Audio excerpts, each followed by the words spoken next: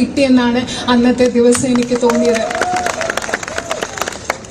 That is how you made me feel.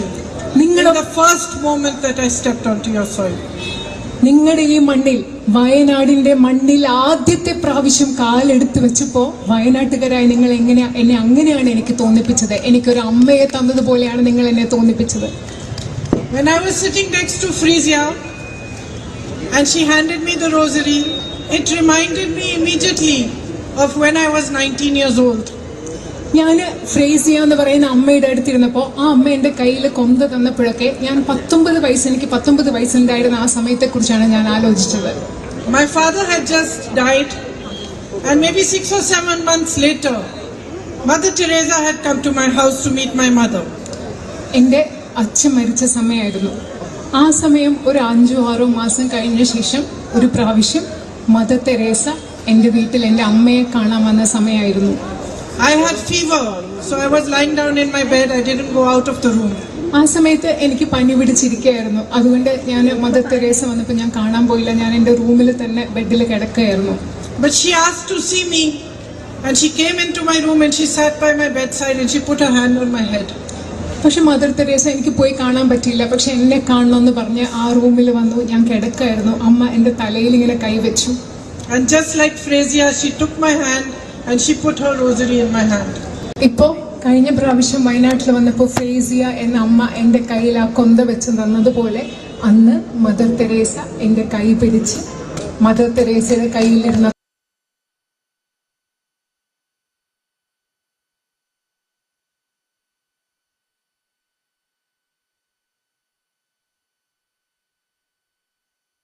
പോവുകയാണ്. അതുകൊണ്ടാണ് എനിക്ക് പനി പിടിച്ചതെന്നൊക്കെ മനസ്സിലാക്കിയിട്ടാവും ഒരു പക്ഷെ ആ കൊന്ത എന്റെ കയ്യിൽ വെച്ച് തന്നത്. And she said to me, you come and work with me. അന്ന് മദർ തെരേസ എന്നോട് പറഞ്ഞു, എന്റെ കൂടെ വന്ന് നിങ്ങൾ ജോലി ചെയ്യൂ, എന്റെ കൂടെ വന്ന് പ്രവർത്തിക്കൂ എന്ന് പറഞ്ഞു. So about 5 or 6 years later, after I got married and I had my own home, I went to work with Mother Teresa sisters in Delhi. വിവാഹം കഴിഞ്ഞ് 5-6 വർഷങ്ങൾക്ക് ശേഷം, കുറച്ച് 5-6 വർഷങ്ങൾക്ക് ശേഷം എൻ്റെ വിവാഹം കഴിഞ്ഞ് എനിക്ക് സ്വന്തം കുടുംബമൊക്കെ ആയ ശേഷം മദർ തെരേസയുടെ സിസ്റ്റേഴ്സ് ഓഫ് ചാരിറ്റിയോടൊപ്പം പ്രവർത്തിക്കാൻ വേണ്ടി ഞാൻ ഡൽഹിയിൽ പോയി. So I started, my job was to teach the little children there some English and some Hindi. എൻ്റെ ആദ്യത്തെ അവിടുത്തെ തൊഴിൽ മദർ തെരേസയുടെ സന്യാസ സമൂഹത്തോട് ചേർന്ന് പ്രവർത്തിക്കുമ്പോൾ അവിടെയുള്ള കൊച്ചു കുട്ടികളെ ഇംഗ്ലീഷ് പഠിപ്പിക്കുക, ഹിന്ദി പഠിക്കുക എന്നൊക്കെയുള്ള ജോലി ചെയ്താണ് ഞാൻ അവിടെ തുടങ്ങിയത്. This is the first time that I'm talking about this in public, but it has a context. ഞാൻ ജീവിതത്തിൽ ആദ്യമായിട്ടാണ് ഒരു പൊതുവേദിയിൽ ഇത്തരം കാര്യങ്ങളെക്കുറിച്ച് ഈ കാര്യങ്ങളൊക്കെ പറയുന്നത്. പക്ഷെ ഇന്ന് നിങ്ങളോട് അത് പറയാൻ ഒരു സാഹചര്യമുണ്ട്. So my job was to teach the children, but on Tuesdays we also cleaned the bathrooms. We washed and mopped the floors. I helped to cook the food sometimes. Sometimes we taught them how to paint. Sometimes we took them for outings. കുട്ടികളെ പഠിപ്പിക്കുകയായിരുന്നു എൻ്റെ ജോലി. പക്ഷെ ചില ദിവസങ്ങളിൽ എനിക്ക് പാചകം ചെയ്യേണ്ടി വരും. ചൊവ്വാഴ്ച ദിവസങ്ങളിൽ പാചകം ചെയ്യണം, അവിടെയൊക്കെ വൃത്തിയാക്കേണ്ടി വരും. കുട്ടികളെ ചിലപ്പോൾ പെയിന്റ് ചെയ്യാൻ പഠിപ്പിക്കേണ്ടി വരും. ചിലപ്പോൾ ഈ കുട്ടികളെ കൊണ്ട് പുറത്തു പോകേണ്ടി വരും. ഇതൊക്കെയാണ് അവിടെ ചെയ്തിരുന്നത്. And by working with them, I began to understand their suffering and their pain and what service means. അവരോടൊപ്പം പ്രവർത്തിക്കുമ്പോൾ, മദർ തെരേസയുടെ സന്യാസ സമൂഹത്തോടൊപ്പം പ്രവർത്തിക്കുമ്പോൾ എനിക്ക് മനസ്സിലായി കഷ്ടപ്പാട് എന്താണ്, ദുഃഖം എന്താണ് എന്ന് മനസ്സിലായി. അതുപോലെ സേവനം എന്താണ് എന്ന് എനിക്ക് ആ സമയത്ത് മനസ്സിലായി. And how a community can support those who have less, those who are suffering, those who are in trouble. അതുപോലെ അന്ന് എനിക്ക് മനസ്സിലായി എങ്ങനെയാണ് ഒരു സമൂഹത്തിന് ഒരുമിച്ച് ചേർന്ന് നിന്നുകൊണ്ട് കഷ്ടപ്പെടുന്നവരെ, നമ്മളെക്കാൾ കുറച്ചുള്ളവരെ, ബുദ്ധിമുട്ടുള്ളവരെ എങ്ങനെയാണ് സഹായിക്കാൻ പറ്റുക എന്ന് എനിക്ക് മനസ്സിലായി. When I came here with my brother after the terrible landslide, കഴിഞ്ഞ പ്രാവശ്യം ചൂരൽ മലയിലെ ഏറ്റവും വലിയ അവിടുത്തെ ഉണ്ടായ ബുദ്ധിമുട്ടിന് ശേഷം, അവിടുത്തെ മണ്ണിടിച്ചിലിന് ശേഷം ഇവിടെ വന്നപ്പോൾ, എൻ്റെ സഹോദരന്റെ കൂടി വന്നപ്പോൾ അതെനിക്ക് മനസ്സിലായി. I immediately recognized the way the community came together to help people. ഇവിടെ വന്നപ്പോൾ എനിക്ക് പെട്ടെന്ന് മനസ്സിലായി എങ്ങനെയാണ് വയനാട്ടിലെ ഒരു സമൂഹം മുഴുവൻ ബുദ്ധിമുട്ട് അനുഭവിക്കുന്ന ജനങ്ങളെ സഹായിക്കാൻ വേണ്ടി ഒരുമിച്ച് വന്നതെന്ന്. I saw that each one of you, no matter what religion you were from, no matter what your profession was, each one of you did whatever you could to help the other. നിങ്ങൾ ഓരോരുത്തരും നിങ്ങളുടെ മതം എന്തായിക്കൊള്ളട്ടെ, നിങ്ങളുടെ തൊഴിൽ എന്തായിക്കൊള്ളട്ടെ, ആ സാഹചര്യത്തിൽ ബുദ്ധിമുട്ട് വന്നവരെ കഷ്ടപ്പെടാൻ നിങ്ങൾ ആവുന്നത് നിങ്ങൾ ഓരോരുത്തരും ചെയ്തതാണ് എനിക്ക് കാണാൻ സാധിച്ചത്. Many times in situations like this where there are disasters, you also see human greed. You see people trying to be greedy or taking more away from those who are suffering. I never saw that over here. നിങ്ങൾക്കറിയാം, ഇതുപോലെയുള്ള പ്രകൃതിക്ഷോഭങ്ങൾ ഉണ്ടാകുമ്പോൾ പലയിടത്തും മനുഷ്യരുടെ അത്യാഗ്രഹം നമ്മൾ കാണാറുണ്ട്. മനുഷ്യർ പലതും മറ്റുള്ളവർക്ക് ആവശ്യമുള്ള കാര്യങ്ങൾ എടുത്തു പോകുന്നത് കാണാനുണ്ട്. പക്ഷേ ഞാനത് ഒരിക്കലും മനുഷ്യൻ അത്യാഗ്രഹത്തോടെ പെരുമാറുന്നത് ഞാൻ വയനാട്ടിൽ കണ്ടില്ല. Even the youngest of children who had lost their entire families had a lot of dignity. They talked to us, they spoke to us with dignity, with a certain inner pride, which made me proud of them. നിങ്ങൾക്കറിയാം, അത് മാത്രമല്ല, ഏറ്റവും ചെറിയ കുട്ടികൾ പോലും, ജീവിതത്തിൽ എല്ലാവരെയും നഷ്ടപ്പെട്ട ചെറിയ കുട്ടികൾ പോലും ഞങ്ങളോട് സംസാരിച്ചത് അന്തസ്സോടുകൂടിയാണ്. അവരുടെ ഉള്ളിൻ്റെ ഉള്ളിൽ ആത്മാഭിമാനത്തോടു കൂടിയാണ് ഞങ്ങളോട് അവർ സംസാരിച്ചത്. അത് കണ്ടപ്പോൾ എനിക്ക് അവരെക്കുറിച്ച് വളരെയധികം അഭിമാനം തോന്നി. You are a courageous people. It's in your history. You fought against the British. You rose up when people were afraid to rise. നിങ്ങൾ വയനാട്ടിലെ ജനങ്ങൾ എന്ന് പറയുന്നത് ധൈര്യമുള്ള ജനങ്ങളാണ്. അത് നിങ്ങളുടെ ചരിത്രത്തിലുണ്ട്. നിങ്ങൾ ബ്രിട്ടീഷുകാർക്കെതിരെ എല്ലാവരും പൊടപെടാൻ ഭയന്നപ്പോൾ നിങ്ങൾ ധൈര്യത്തോടെ പോരാടിയവരാണ് ഇവിടുത്തെ ജനങ്ങൾ. You have a beautiful, I would say, this whole, all your hills, your forests are so beautiful. I was flying over them today and I could see the river was looking like a silver string running through it. It was so beautiful. You have a beautiful land. നിങ്ങളുടെ വയനാട് എന്ന് പറയുന്നത് എന്ത് മനോഹരമായ ഒരു ഭൂമിയാണ്. നിങ്ങളുടെ മലകളും ഇവിടുത്തെ മരങ്ങളും ഒക്കെ. ഞാൻ ഇന്ന് വയനാട്ടിന് മുകളിലൂടെ പറഞ്ഞപ്പോൾ നദികൾ, ചെറിയ വെള്ളി രേഖകൾ പോലെ നദികൾ കാണുന്നു. വളരെ മനോഹരമായ ഒരു ഭൂമിയാണ് നിങ്ങൾക്ക് ഇവിടെ വയനാട്ടിലുള്ളത്. A rich history, the Arakal caves, and a history of harmony amongst people, where everyone from every religion lives in harmony and peace together. നിങ്ങൾക്ക് വളരെ സമ്പന്നമായ ഒരു ചരിത്രമുണ്ട്. ഇടയ്ക്കൽ ഗുഹകളൊക്കെ ചേർന്നിട്ടുള്ള സമ്പന്നമായ ഒരു ചരിത്രം. അത് മാത്രമല്ല, എല്ലാ മതങ്ങളിൽപ്പെട്ട ആളുകളും സൗഹാർദ്ദത്തോടുകൂടി ജീവിക്കുന്ന ഒത്തൊരുമയുടെ ഒരു പാരമ്പര്യവും ചരിത്രവും കൂടി വയനാട്ടിനുണ്ട്. You are an agricultural community that feeds the whole nation. നിങ്ങളൊരു കർഷക സമൂഹമാണ്. സമൂഹത്തിന് മുഴുവൻ, രാജ്യത്തിന് മുഴുവൻ അന്നം നൽകുന്ന കർഷക സമൂഹം. Your values are strong. You believe in equality, social justice. It is apparent everywhere. You are followers of Narayan Guruji. നിങ്ങളുടെ മൂല്യങ്ങൾ വളരെ ശക്തമാണ്. നിങ്ങൾ തുല്യതയിൽ വിശ്വസിക്കുന്നു, സാമൂഹിക നീതിയിൽ വിശ്വസിക്കുന്നു. കേരളത്തിലെ ജനങ്ങൾ ശ്രീനാരായണ ഗുരുവിന്റെ പിൻഗാമികളാണ്. അദ്ദേഹത്തിന്റെ ആശയങ്ങൾ ഉൾക്കൊള്ളുന്നവരാണ്. And you honor the teachings of all the religions of people who live here. അത് മാത്രമല്ല, ഈ നാട്ടിൽ ജീവിച്ചിരുന്ന മഹാന്മാരായ വ്യക്തികളുടെ എല്ലാ മതങ്ങളിലും ഉള്ളവരുടെ അവർ പഠിപ്പിച്ചത് എന്താണോ, ആശയങ്ങൾ എന്താണോ, അതിനെ നിങ്ങൾ ഓരോരുത്തരും ആദരിക്കുന്നു. How can I not be the proudest person in India today to have this opportunity to represent you? ഇന്ന് ഞാൻ എങ്ങനെയാണ് ഇന്ത്യയിലെ ഏറ്റവും അഭിമാനമുള്ള വ്യക്തിയായി മാറുന്നത്? വയനാടിനെ പ്രതിനിധീകരിക്കുക, വയനാട്ടിലെ ജനപ്രതിനിധിയാകുന്ന എന്നതിലൂടെ ഇന്ത്യയിലെ ഏറ്റവും അഭിമാനമുള്ള വ്യക്തിയായി എനിക്ക് മാറാതിരിക്കാൻ കഴിയുന്നത് എങ്ങനെയാണെന്ന്.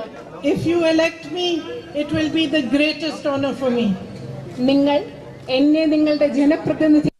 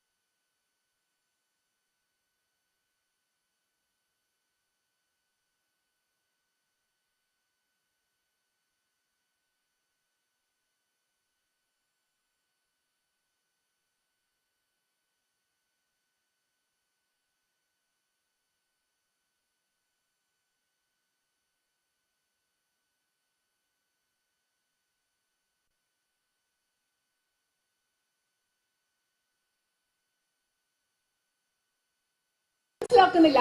അവരുടെ ഭൂമി എടുത്ത് ഈ രാജ്യത്തെ വൻകിട സമ്പന്നരായ വ്യവസായികൾക്ക് നൽകുകയാണ് ഈ ഗവൺമെന്റ് ചെയ്യുന്നത്. Here in Wayanad, you have a strong agricultural community. You grow coffee, rice, pepper, ginger, areca. നിങ്ങൾ ഇവിടെ വയനാട്ടിൽ വളരെ ശക്തമായ ഒരു കർഷക സമൂഹമുണ്ട്. നിങ്ങൾ കാപ്പി കൃഷി നടത്തുന്നു, നിങ്ങൾ ഇഞ്ചി കൃഷി നടത്തുന്നു, നിങ്ങൾ അതുപോലെ തന്നെ നിങ്ങൾ അടയ്ക്ക കൃഷി നടത്തുന്നു, നിങ്ങൾ നെൽകൃഷി നടത്തുന്നു. ഇതൊക്കെ ഇവിടെ നടക്കുന്നുണ്ട്. ഇഞ്ചി കൃഷി നടത്തുന്നുണ്ട്. Again and again the promises to give you MSP for your crops ring hollow. അത് മാത്രമല്ല, നിങ്ങൾക്ക് വീണ്ടും വീണ്ടും നിങ്ങളുടെ കാർഷിക വിലകൾക്ക് മിനിമം താങ്ങുവില നൽകാം എന്ന് പറയുന്ന വാഗ്ദാനം പൊള്ളയായ വാഗ്ദാനമാണ് വീണ്ടും വീണ്ടും നിങ്ങൾക്ക് നൽകിക്കൊണ്ടിരിക്കുന്നത്. Your tourism industry is strong, but so much more can be done to strengthen it further. നിങ്ങളുടെ വിനോദസഞ്ചാര വ്യവസായം എന്ന് പറയുന്നത് വളരെ ശക്തമാണ്. പക്ഷേ അതിനെ കൂടുതൽ ശക്തിപ്പെടുത്തുന്നതിന് ധാരാളം കാര്യങ്ങൾ ഇനിയും ചെയ്യേണ്ടതുണ്ട്. I see so many small shops, small businesses. All of you have suffered because of the government's policies. While you have to answer to them for GST and all sorts of taxes, and prices are rising, and my sisters find it difficult to move forward. Big businessmen flourish and they get all the benefits from the central government. നിങ്ങൾ ഇവിടെ ഇപ്പൊ ഞാൻ കാണുന്നുണ്ട്, സാധാരണ കൊച്ചു കൊച്ചു കടകളുണ്ട്, ചെറിയ ചെറിയ കച്ചവടക്കാരുണ്ട്. ചരക്ക് സേവന നികുതി പോലെയുള്ള നയങ്ങൾ കൊണ്ട് നിങ്ങൾക്ക് ധാരാളം ബുദ്ധിമുട്ടുണ്ട്. ഇവിടെയുള്ള എന്റെ സഹോദരിമാർ ജീവിതം മുൻപോട്ട് കൊണ്ടുപോകാൻ ബുദ്ധിമുട്ടുകളാണ്. അതേസമയം ഗവൺമെന്റിന്റെ നയങ്ങൾ എപ്പോഴും സഹായിക്കുന്നത് വലിയ ബിസിനസ്സുകാരെയും അവർ വളർന്നുകൊണ്ടിരിക്കുന്ന ഒരു സാഹചര്യത്തിലാണ് നമ്മൾ ഇന്ന് ജീവിക്കുന്നത്. Unemployment is at an all-time high in the country. നമ്മുടെ രാജ്യത്തെ തൊഴിലില്ലായ്മ ഏറ്റവും കൂടുതൽ വലിയ നിരക്കിലാണ് ഇന്നുള്ളത്. Parents work hard to educate their children, but they see no future for them. നമ്മുടെ മാതാപിതാക്കൾ സ്വന്തം കുഞ്ഞുങ്ങളെ പഠിപ്പിക്കാൻ വേണ്ടി വളരെയധികം കഷ്ടപ്പെടുകയാണ്. പക്ഷെ തങ്ങളുടെ കുഞ്ഞുങ്ങൾക്ക് ഒരു ഭാവി കാണാൻ അവർക്ക് സാധിക്കുന്നില്ല. You have a hub of sports here, and I know you love soccer, but your facilities are not good enough. They need to be improved. New opportunities need to be created for all these young boys who train so hard and work so hard for them to play for their state, to play for their country. എനിക്കറിയാം വയനാട്ടിലുള്ള നിങ്ങൾക്ക് sports കായിക വിനോദങ്ങൾ വളരെ ഇഷ്ടമാണ്, football വളരെ ഇഷ്ടമാണ്. പക്ഷെ ഇവിടെ കൂടുതൽ സൗകര്യങ്ങൾ ഉണ്ടാകേണ്ട ആവശ്യമുണ്ട്. നമ്മുടെ രാജ്യത്തിന് വേണ്ടി, സംസ്ഥാനത്തിന് വേണ്ടി ഒക്കെ കളിക്കാൻ തയ്യാറായി നിൽക്കുന്ന ചെറുപ്പക്കാർക്ക് വേണ്ടി കൂടുതൽ സംവിധാനങ്ങൾ ആ മേഖലയിൽ ഉണ്ടാകേണ്ട ആവശ്യമുണ്ട്. And over the years, because of the change in the kind of crops you are growing, you have developed a water issue here as well that needs resolution. അത് മാത്രമല്ല, നിങ്ങൾ വർഷങ്ങളായി പലതരത്തിലുള്ള വിളകൾ നിങ്ങൾ കൃഷി ചെയ്യുകയാണ്. അതുകൊണ്ട് നിങ്ങൾക്ക് ജലവുമായിട്ട് ബന്ധപ്പെട്ട്, ജലസേചനവുമായി ബന്ധപ്പെട്ട ഒരു പ്രശ്നമുണ്ട്. അതും പരിഹരിക്കേണ്ടതുണ്ട് എന്ന് എനിക്കറിയാം. The tribal community needs access to healthcare, needs better access to education. You need better houses. അത് മാത്രമല്ല, ഇവിടുത്തെ ആദിവാസി സമൂഹത്തിന് കൂടുതൽ ആരോഗ്യ മേഖലയിൽ കൂടുതൽ പ്രവേശിക്കാനുള്ള സംവിധാനങ്ങൾ ഉണ്ടാകണം, കൂടുതൽ മെച്ചപ്പെട്ട വിദ്യാഭ്യാസം ഉണ്ടാകണം, അതുപോലെ കൂടുതൽ മെച്ചപ്പെട്ട സൗകര്യങ്ങൾ ഉണ്ടാവണം. While I was coming here, some girls were standing outside their school. They stopped me and I asked them, what is the biggest thing that you think needs to be done? And they told me again about the medical college. ഞാൻ ഇങ്ങോട്ട് വരുമ്പോൾ വഴിയിൽ കുറച്ച് പെൺകുട്ടികൾ നിൽക്കുന്നുണ്ടായിരുന്നു. ഞാൻ അവരോട് സംസാരിച്ചിട്ട് അവരോട് ചോദിച്ചു, നിങ്ങളുടെ ഏറ്റവും പ്രധാനപ്പെട്ട ആവശ്യം എന്താണ്, ഏറ്റവും അത്യാവശ്യമായി ഇവിടെ ചെയ്യേണ്ട കാര്യം എന്താണെന്ന് ചോദിച്ചപ്പോൾ അവർ പറഞ്ഞ മറുപടി മെഡിക്കൽ കോളേജ് എന്നതാണ്. And how important healthcare services are. എനിക്കറിയാം ആരോഗ്യ പരിരക്ഷാ സംവിധാനങ്ങൾ എത്രമാത്രം പ്രധാനപ്പെട്ടതാണെന്ന് അറിയാം. I know my brother has been fighting for it and he has managed, at least with some pressure, to get some progress.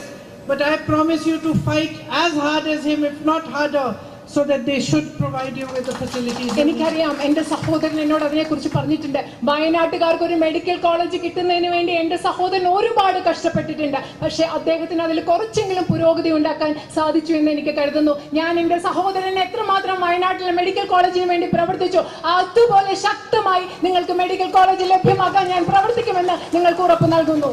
Another gentleman stopped me on the road while coming here and he told me, he said, promise me that you are going to fight about the night ban, because I come from that side and I do not get leave of 2 days and I have to leave at 4 o'clock to be able to come through the forest. He said, promise me you will fight for it. And he said, promise that you will fight to find some resolution, as much as can be done, for the man and animal conflict that we are facing. അത് മാത്രമല്ല, ഞാൻ വഴിയിൽ വരുന്നപ്പോൾ മറ്റൊരാൾ എന്നെ അവിടെ പിടിച്ചു നിർത്തിയിട്ട് പറഞ്ഞു, എനിക്ക് ഉറപ്പ് നൽകൂ, എനിക്ക് വാഗ്ദാനം നൽകൂ, നിങ്ങളാൽ പറ്റുന്നത് ഇവിടുത്തെ യാത്രാ നിരോധനം ഇല്ലാതാക്കാൻ വേണ്ടി നിങ്ങളാൽ പറ്റുന്നത് ചെയ്യാം എന്ന് എനിക്ക് ഉറപ്പ് നൽകുന്നു. കാരണം എനിക്ക് 2 ദിവസത്തെ ലീവ് കിട്ടുന്നില്ല, കാട്ടിൽ കൂടെ വന്ന് തിരിച്ചു പോകാനുള്ള ലീവ് എനിക്ക് കിട്ടുന്നില്ല. അതുപോലെ നിങ്ങൾ എനിക്ക് ഉറപ്പ് നൽകുന്നു, ഉറപ്പ് നൽകണം, ഇവിടുത്തെ വന്യജീവി സംഘർഷം ഇല്ലാതാക്കാനും നിങ്ങൾക്ക് പറ്റുന്നത് പോലെ പ്രവർത്തിക്കാമെന്ന് എനിക്ക് ഉറപ്പ് നൽകണമെന്ന് ആ മനുഷ്യൻ എന്നോട് ആവശ്യപ്പെട്ടു. So I'm beginning to get an understanding of what are the real issues here and what are the things that are really close to your heart that you want resolution for. ഈ സംസാരത്തിൽ നിന്നൊക്കെ ഞാൻ മനസ്സിലാക്കി തുടങ്ങുകയാണ് വയനാട്ടുകാരുടെ പ്രശ്നങ്ങൾ എന്തൊക്കെയാണ്, നിങ്ങളുടെ മനസ്സിനോട് അടുത്ത് നിൽക്കുന്ന ഏറ്റവും പ്രധാനപ്പെട്ടതായി പരിഹരിക്കേണ്ട നിങ്ങളുടെ പ്രശ്നങ്ങൾ എന്താണെന്ന് ഞാൻ മനസ്സിലാക്കി തുടങ്ങുകയാണ്. But this is just the beginning for me. I want to come to you, I want to meet you, understand from you, my sisters standing here, my brothers, my farmer brothers, my tribal brothers and sisters. I want to hear from you directly what are your concerns, how we should work towards it and find solutions together with you. പക്ഷേ ഇതെനിക്കൊരു തുടക്കം മാത്രമാണ്.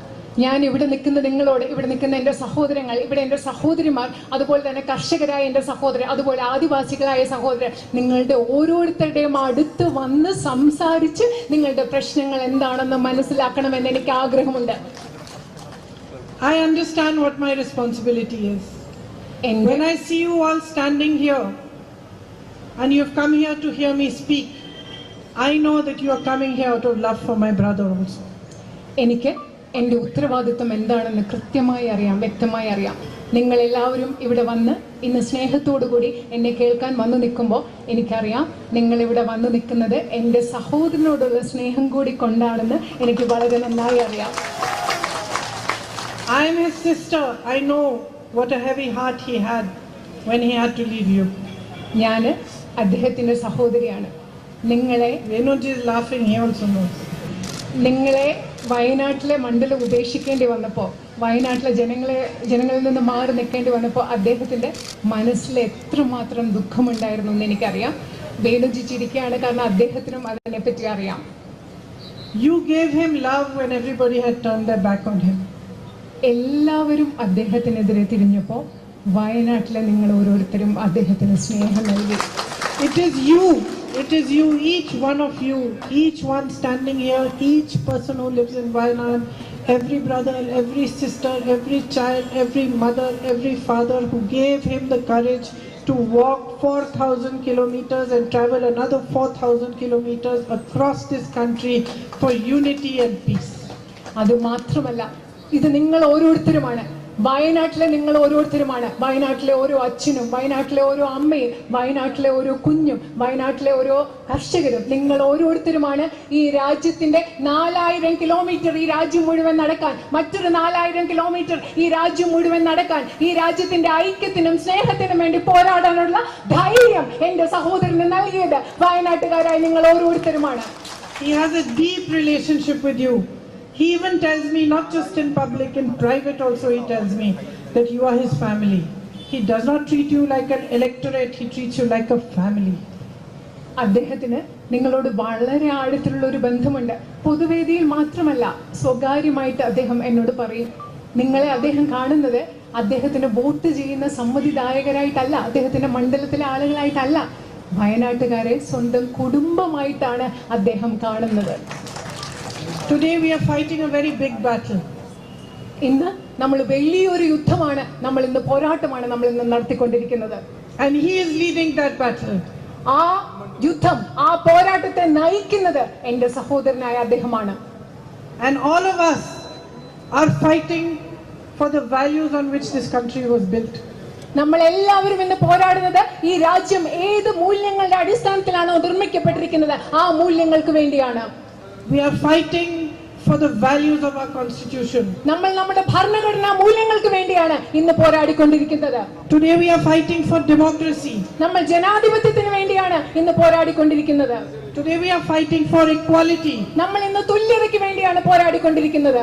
Today we are fighting for the truth. നമ്മൾ ഇന്ന് സത്യത്തിന് വേണ്ടിയാണ് പോരാടിക്കൊണ്ടിരിക്കുന്നത്. And each one of you is an important soldier in this fight. ഈ പോരാട്ടത്തിൽ ഇവിടെ നിൽക്കുന്ന നിങ്ങൾ ഓരോരുത്തരും ഇതിലെ ഓരോ പോരാട്ടത്തിലെ ഒരു പ്രധാനപ്പെട്ട ഭടനാണ് എന്ന് പറയാൻ ഞാൻ ആഗ്രഹിക്കുന്നു. So please understand that along with me you also have a responsibility towards your country. നിങ്ങൾ പ്രധാനപ്പെട്ടതായി ഒന്ന് മനസ്സിലാക്കുക, എന്നോടൊപ്പം നിങ്ങൾക്ക് ഓരോരുത്തർക്കും ഈ രാജ്യത്തോട് ഒരു വലിയ ഉത്തരവാദിത്വമുണ്ടെന്ന് നിങ്ങൾ മനസ്സിലാക്കുക. Because if there is a time to stand for what is right, if there is a time to stand for the truth, if there is a time to stand up for democracy, it is now.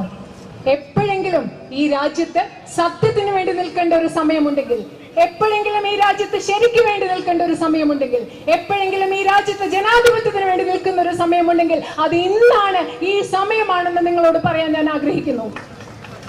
And each one of you with this one vote of yours can stand up for the right thing. നിങ്ങൾക്ക് ഓരോരുത്തർക്കും ലഭ്യമായ ഈ ഒരു vote കൊണ്ട് എന്താണ് ശരി, ആ ശരിക്ക് വേണ്ടി നിലനിൽക്കാൻ സാധിക്കും. So somebody asked me, one journalist, while I was coming here, what is your expectation, Priyanka ji? ഞാൻ ഇങ്ങോട്ട് വരുമ്പോൾ ഒരാൾ ചോദിച്ചു, ഒരു പത്രപ്രവർത്തകൻ എന്നോട് ചോദിച്ചു, പ്രിയങ്ക ജി താങ്കളുടെ പ്രതീക്ഷ എന്താണ്? And he was saying so many lakh votes. That is not my expectation. അദ്ദേഹം പറയായിരുന്നു, ഇത്ര ലക്ഷം വോട്ടുകൾ. ഞാൻ പറയാം, എന്റെ പ്രതീക്ഷ അതൊന്നുമല്ല. My expectation is simply that you look within your hearts.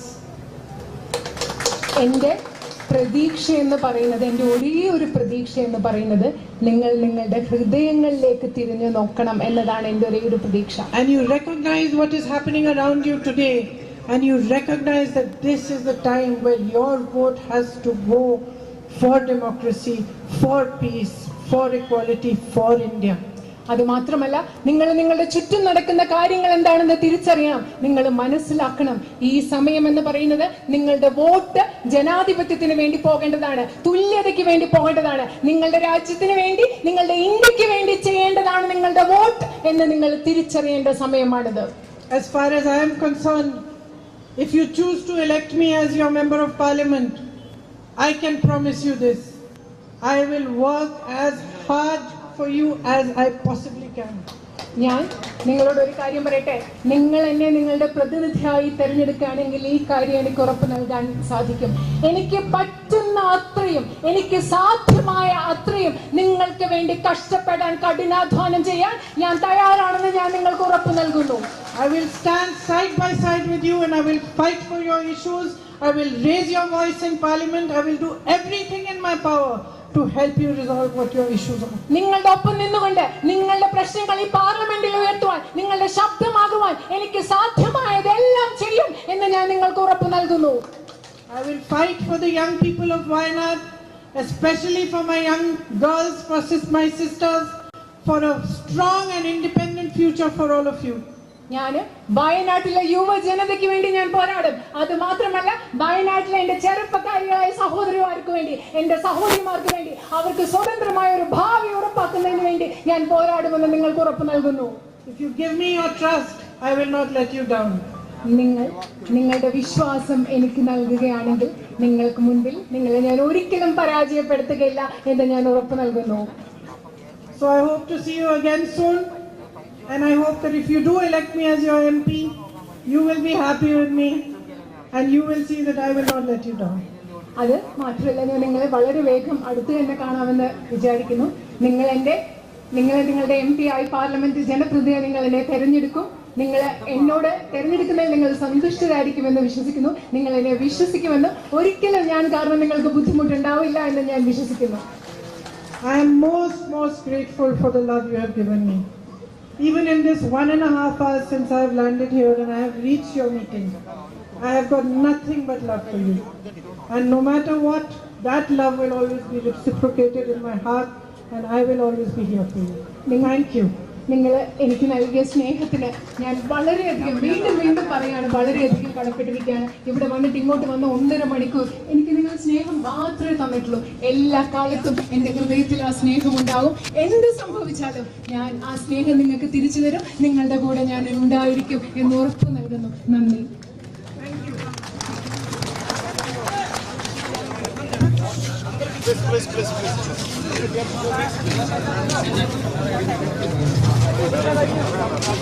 Please.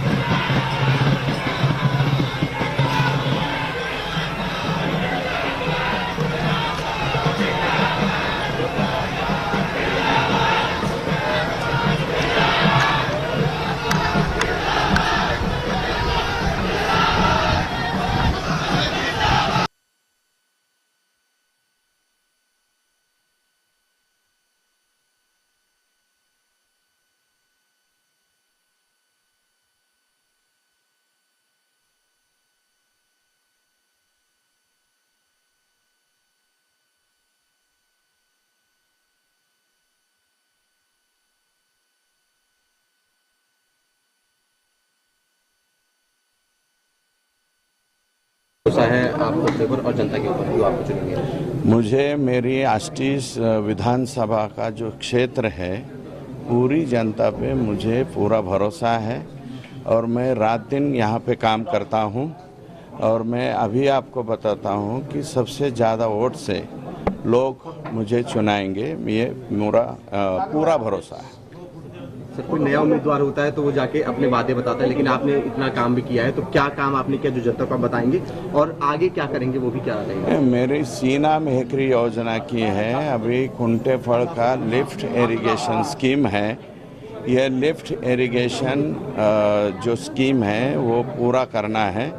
और पैठन पंढरपुर का नेशनल हाईवे है वो मुझे पूरा करना है।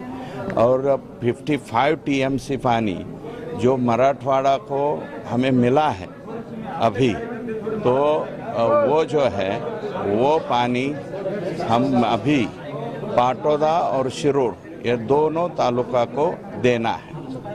सर, चाहे बीट की बात हो चाहे किसानों की आत्महत्या भी यहाँ पे लगातार होती रही है, तो उसको रोकने के लिए क्या करेंगे? कई किसानों ने क्या है, किसानों की आत्महत्या ओनली ये बड़ा जटिल प्रश्न है, लेकिन इरिगेशन के सिवाय यह क्वेश्चन सॉल्व नहीं हो सकता।